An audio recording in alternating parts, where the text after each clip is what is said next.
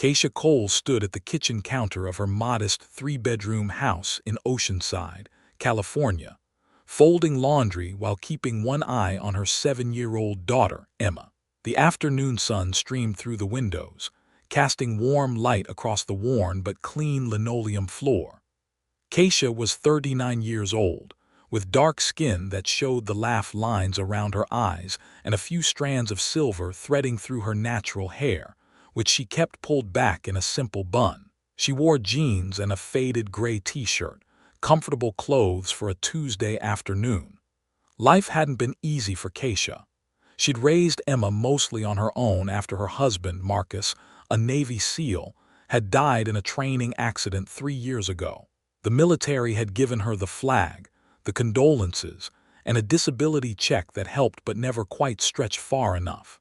She worked part-time at the Target in the Oceanside Gateway Shopping Center, stocking shelves and running register during the evening shifts when Emma was with her grandmother.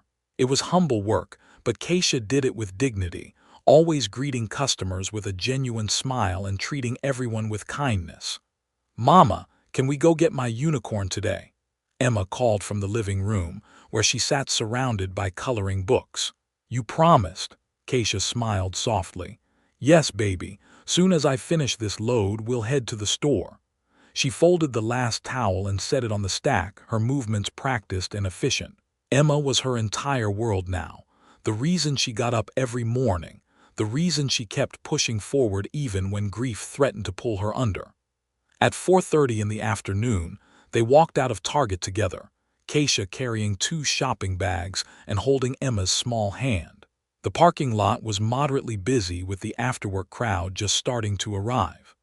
The California air was warm, still in the mid-70s even this late in October, carrying the faint scent of ocean mixed with hot asphalt.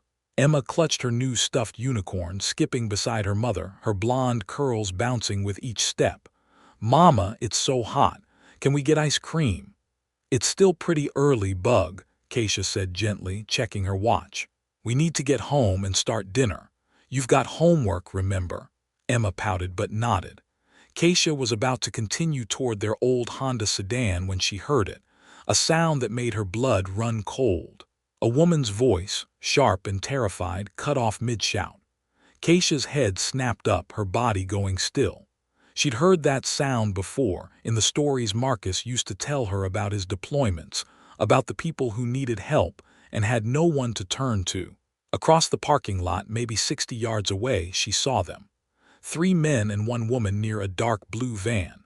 The woman was young, with long brown hair, wearing business clothes. One of the men had her by the arm, dragging her toward the open van door. She was fighting, trying to pull away, but he was too strong. Keisha's heart hammered in her chest. Every maternal instinct told her to protect Emma first, to look away, to call the police and keep walking. But then she saw the knife. "Mama," Emma whispered, her voice shaking with fear. "Mama, that man has a knife." Part 2. The choice. Keisha's hands began to tremble as she fumbled for her phone. She dialed 911 with shaking fingers, her eyes never leaving the scene unfolding across the parking lot. The woman was screaming now, a desperate animal sound that cut through the afternoon air. Several shoppers walked past, their eyes sliding away from the commotion, unwilling to get involved. 911. "What's your emergency?" "I'm at Oceanside Gateway Shopping Center, main parking lot, southeast section near Target," Keisha said, her voice steady despite the fear coursing through her veins. "There's a woman being dragged into a van. 3 men. One has a knife. Please hurry." "Officers are en route. ETA 6 minutes. Ma'am, do not approach. Stay where you are." 6 minutes. Keisha's mind raced. In 6 minutes that woman would be gone. She'd be in that van, disappeared, lost to whatever hell those men had planned for her. Keisha thought of Marcus, of the stories he'd told her about the people he'd saved, about the split-second decisions that meant the difference between life and death. "Mama," Emma whimpered, pressing herself against Keisha's leg. "What are we gonna do?" Keisha looked down at her daughter's terrified face, at those wide brown eyes filled with trust. She thought about what Marcus would have done. She thought about the kind of world she wanted Emma to grow up in. A world where people looked away, or a world where people stood up, even when they were afraid. The man with the knife pressed it against the woman's ribs. The woman went rigid, her resistance collapsing into frozen terror. Keisha made her choice. She knelt down in front of Emma, her hands cupping her daughter's face. "Baby, listen to me very carefully. See that nice lady over there?" She pointed to a middle-aged woman loading groceries into her car about 20 yards away. "I need you to run over to her right now and stay with her. Tell her to call the police. Do not move until I come get you. Do you understand?" Emma's eyes filled with tears. "Mama, what are you—" "Emma." Keisha's voice was firm but not harsh. "Right now, baby. Run." Emma ran, her little legs pumping as she clutched her unicorn. Keisha watched until she reached the woman, saw the stranger's arms wrapped protectively around her daughter. Then Keisha turned back toward the van. She had no training, no weapons, no backup, but she had something those men didn't expect. She had a mother's fury and a widow's courage, and she had watched her husband practice his moves in their backyard for 12 years. She'd asked questions, learned the basics, even trained with him sometimes when Emma was asleep. Marcus had always said that awareness and speed could overcome size and strength. Keisha started walking toward the van, her phone still in her hand, the 911 operator's voice crackling in her ear. "Ma'am, do not engage. Officers are 2 minutes away." 2 minutes might as well be 2 hours. Keisha moved quickly but not running, using parked cars as cover, just like Marcus had shown her. Her heart was pounding so hard she could hear it in her ears, but her hands had stopped shaking. She felt something settle over her, a cold clarity that pushed the fear aside. The men didn't see her coming. Part 3. The fight. Keisha closed the distance to 30 feet, then 20, moving along the line of parked cars. She could see the woman's face now, pale with terror, tears streaming down her cheeks. The man with the knife was saying something to her, his voice low and threatening. The other 2 men were laughing, casual, like this was just another Tuesday afternoon for them. Something inside Keisha snapped. She emerged from behind a large SUV, her voice cutting through the air like a whip. "Let her go." All 3 men turned to look at her. For a moment, nobody moved. Then the man with the knife smiled, a cold, ugly smile that didn't reach his eyes. He was in his mid-30s, tall and thick, wearing a brown leather jacket despite the heat. "Lady, you need to mind your business and keep walking," he said, his voice carrying the casual menace of someone used to being obeyed. Keisha didn't move. She stood there, all 5 feet 6 inches and 140 pounds of her, and she didn't look away. "I said let her go. Police are already on their way. You've got maybe 90 seconds before this place is surrounded." The man's smile faded. He looked at the other 2 men, some unspoken communication passing between them. Then he shoved the woman aside. She fell to her knees on the asphalt, gasping. "You just made a big mistake," the man said, starting toward Keisha. Everything Marcus had ever taught her flooded back in that moment. Never let them get close. Use their momentum against them. Go for the vulnerable spots. Eyes, throat, knees. Fight dirty if you have to. There's no honor in being dead. The man lunged at her faster than she expected, his hands reaching for her throat. But Keisha had been ready. She sidestepped, just like Marcus had shown her 100 times in their backyard, and drove her keys into the soft flesh of the man's inner wrist. He howled, pulling back, and Keisha kicked him hard in the knee, putting all her weight behind it. Something crunched. The man went down, cursing. The second man, the one in the gray hoodie, came at her from the side. He was younger, faster, and Keisha knew she couldn't match his strength. So she didn't try. When he grabbed for her arm, she let him catch it, then dropped her weight suddenly, pulling him off balance. As he stumbled forward, she drove her elbow up into his nose with all the force she could muster. Blood exploded across his face. He staggered back, both hands flying to his nose, and Keisha kicked him in the stomach, doubling him over. The third man, stocky and thick, wearing a denim jacket, had been standing by the driver's door. He started toward her now, his face twisted with rage. "You crazy!" Keisha grabbed the knife the first man had dropped when she'd stabbed his wrist with her keys. She'd never held a weapon like this before, but her hands knew what to do. She held it low, the blade angled up, just like Marcus had demonstrated when he'd been teaching her about self-defense. "Stay back," she said, her voice steady. "I don't want to hurt you, but I will." The man stopped. He looked at the knife, then at his two friends on the ground, then back at Keisha. Something in her eyes must have convinced him because he raised his hand slowly. "Okay, okay, easy." Sirens wailed in the distance, growing louder. Part 4. Aftermath. The Oceanside Police Department arrived with 4 patrol cars and an ambulance. Officers swarmed the parking lot, weapons drawn, shouting commands.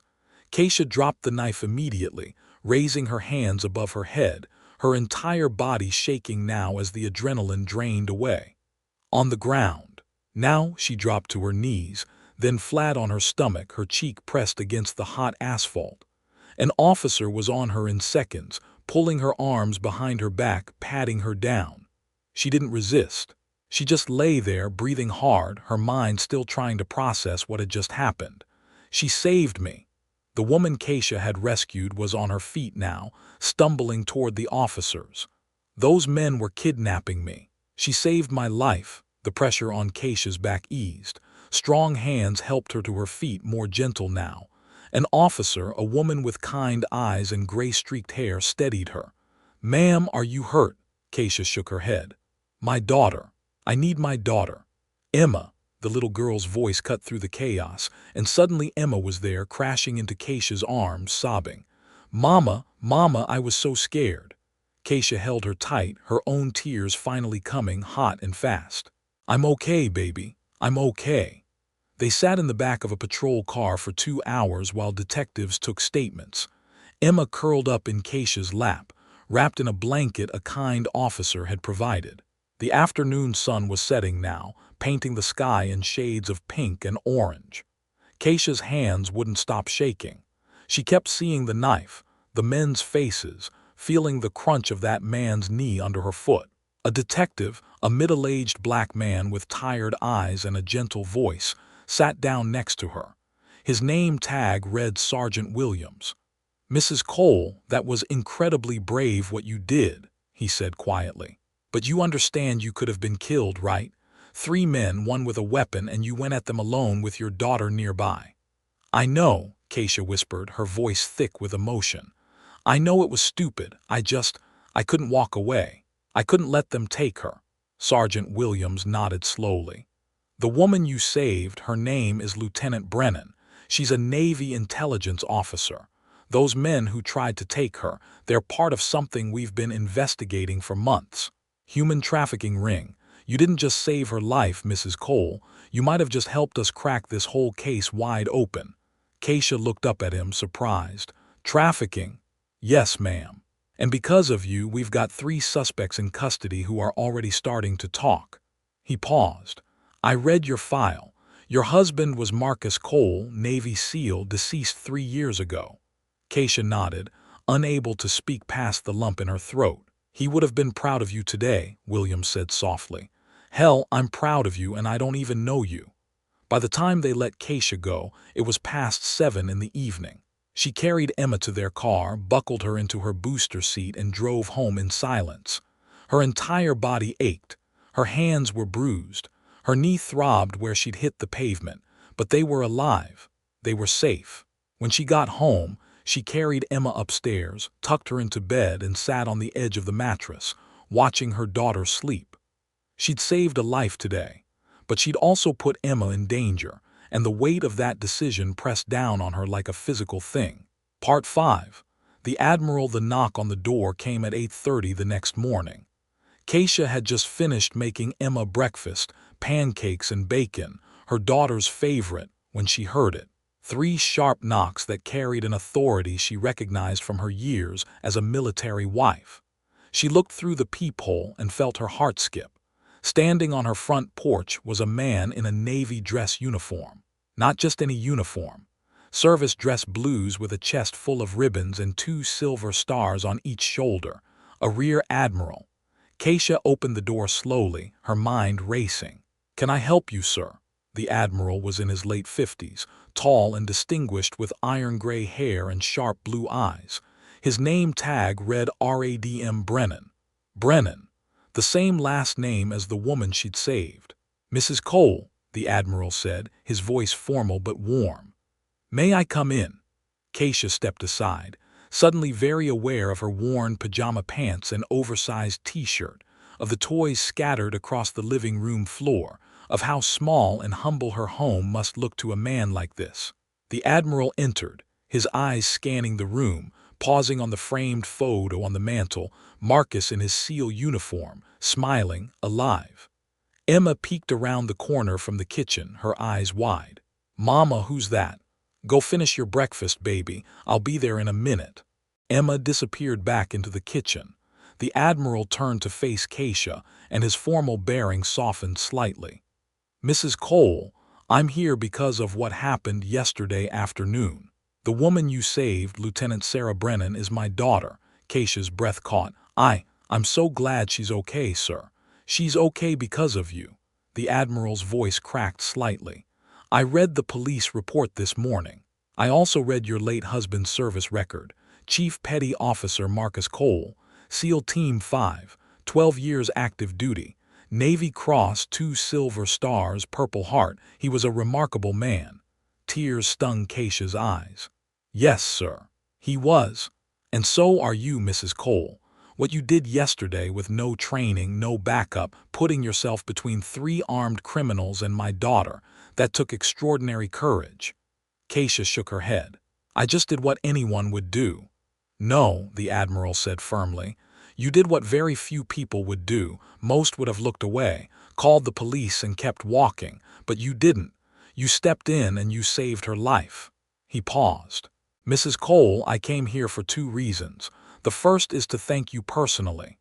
And the second—" Admiral Brennan reached into his uniform jacket and pulled out a business card. He handed it to Keisha. "The second is to offer you a job." Part 6. The offer. Keisha stared at the business card in her hand, her mind struggling to process what she was hearing. The card was simple, embossed with the Navy seal and the Admiral's contact information. "A job," she repeated softly. "Sir, I stock shelves at Target. I don't understand." Admiral Brennan sat down on her couch without being invited, and somehow it didn't feel intrusive.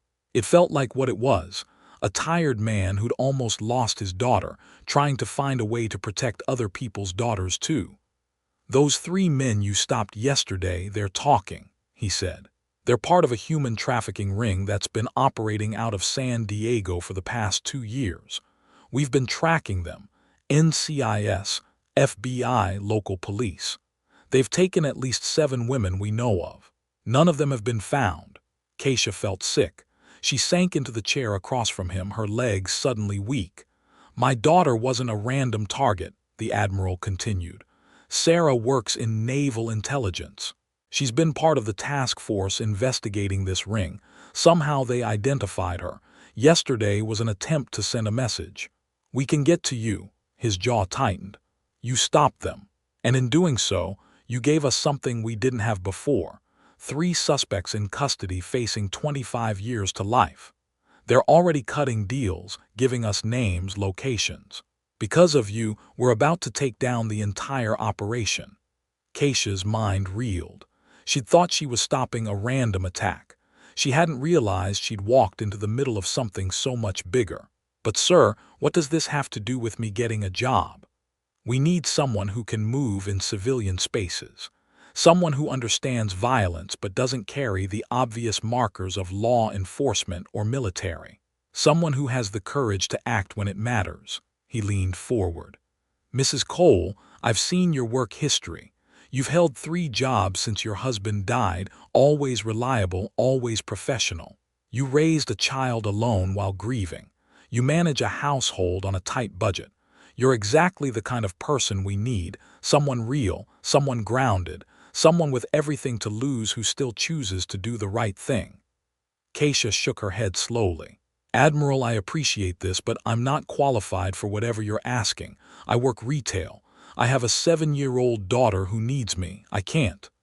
"This isn't active duty," he interrupted gently. This is contract work. 6 months, maybe less. You'd be working with our community outreach program, helping us connect with victims, building trust in neighborhoods where federal agents stick out. The pay is $45,000 for 6 months, and the schedule is flexible around Emma's school. You'd be making a real difference. $45,000. Keisha's mind spun. That was more than she made in a year at Target. That could pay off her car. That could fix the leak in the roof. That could give Emma the kind of Christmas she deserved. But it also meant stepping back into a world of danger. Sir, yesterday I got lucky, Keisha said quietly. Those men weren't expecting a middle-aged woman to fight back. But I'm not a fighter. I'm not my husband. If you're asking me to put myself in situations like that again, I'm not, Admiral Brennan said firmly. This is outreach work, building relationships, providing support for witnesses and victims. You wouldn't be on the front lines. He paused. But I won't lie to you, Mrs. Cole. These people are dangerous. And after yesterday, you're on their radar. The best way to protect yourself and Emma is to help us shut them down permanently. The words hung in the air like a threat and a promise all at once. Part 7. The decision. For 3 days, Keisha barely slept. She went through the motions, taking Emma to school, working her shifts at Target, making dinner, helping with homework. But her mind was elsewhere, turning over the Admiral's offer again and again. $45,000 would change everything. But was it worth the risk? On Thursday evening, after Emma was in bed, Keisha sat at her kitchen table with a cup of tea and pulled out the business card.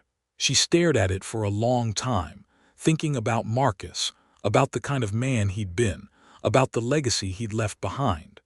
Marcus had always said that courage wasn't about not being afraid.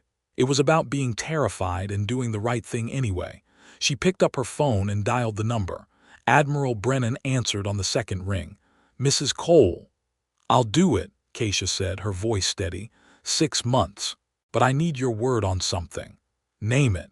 If anything happens to me, you make sure Emma's taken care of. My mother-in-law will take her, but she needs financial support. I need to know Emma will be okay. You have my word, the Admiral said without hesitation. I'll put it in writing. If something happens to you in the line of duty, Emma will be provided for through military benefits as a dependent of a contractor killed in service. She'll have education funds, health care, everything she needs. Keisha closed her eyes, feeling tears slip down her cheeks. Okay, then I'm in. Welcome aboard, Mrs. Cole. Report to Naval Base San Diego Monday morning at 0800. We'll get you started. The next 6 months were the hardest and most rewarding of Keisha's life. She worked with NCIS and FBI agents, building relationships with families in neighborhoods where traffickers hunted.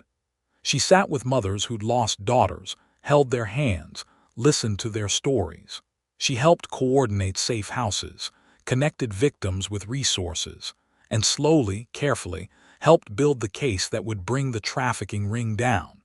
She learned that 3 of the women who'd been taken were military wives, targeted because their husbands were deployed and they were vulnerable.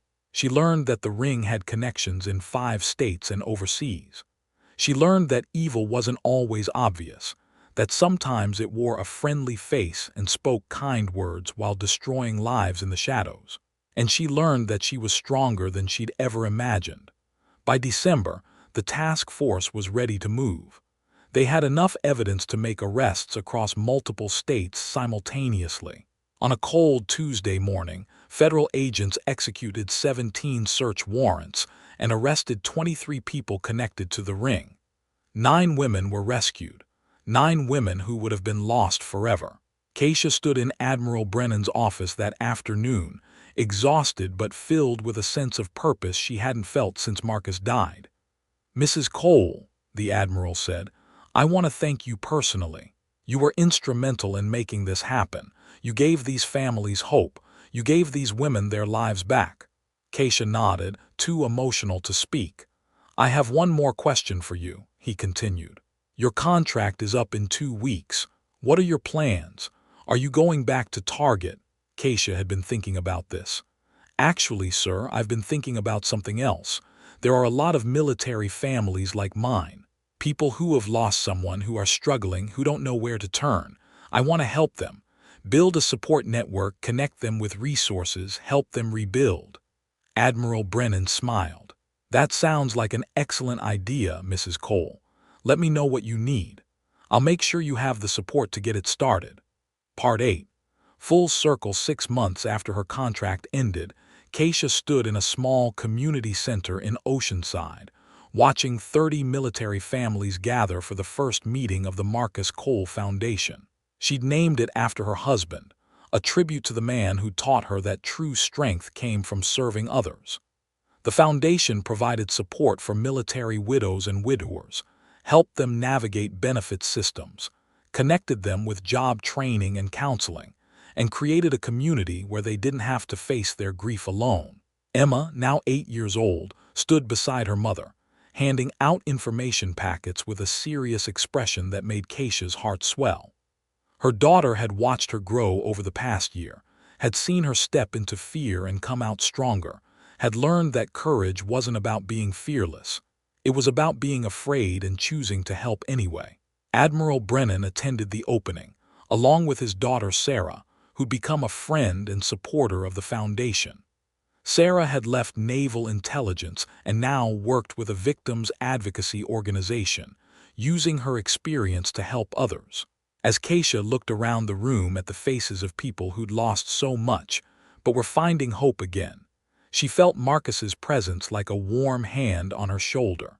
She'd thought that saving Sarah Brennan in that parking lot had been a moment of madness, a dangerous choice that could have cost her everything. But it had actually been the beginning of finding herself again. She'd learned that heroes didn't always look like Navy. Sometimes they looked like single mothers working retail, like women who fought back when every instinct told them to run, like ordinary people who saw someone in trouble and refused to look away. That evening, after everyone had gone home, Keisha and Emma sat on their front porch, watching the sun set over Oceanside. The California sky was painted in shades of orange and pink, beautiful and peaceful. "Mama," Emma said softly, "do you think Daddy would be proud of us?" Keisha pulled her daughter close, kissing the top of her head. "I think he's always been proud of us, baby. And I think he's watching right now, smiling." Emma was quiet for a moment. "I want to be brave like you when I grow up." Keisha's eyes filled with tears. "You already are, sweet girl. You already are." They sat together as the light faded, two survivors who'd learned that strength came in many forms. That sometimes the bravest thing you could do was simply refuse to look away when someone needed help. That one moment of courage could ripple out and change everything. Keisha had started that day in a Target parking lot thinking she was just a widow trying to survive. She'd ended it as a hero. And now, a year later, she'd become something even more important. A woman who'd found her purpose again, who'd built something beautiful from her pain, who'd turned one act of courage into a lifetime of service. The Marcus Cole Foundation would go on to help hundreds of military families over the coming years. But that night, sitting on her porch with her daughter, Keisha wasn't thinking about the future. She was simply grateful for the present, for the second chance she'd been given, for the reminder that even in the darkest moments, hope could be found. All it took was one person willing to step forward and say, "I will not look away." Heroes don't always wear uniforms. Sometimes they wear Target name tags and carry groceries. Sometimes they're mothers who fight back when everything tells them to run. Sometimes they're ordinary people who make extraordinary choices. And sometimes that's exactly what the world needs most.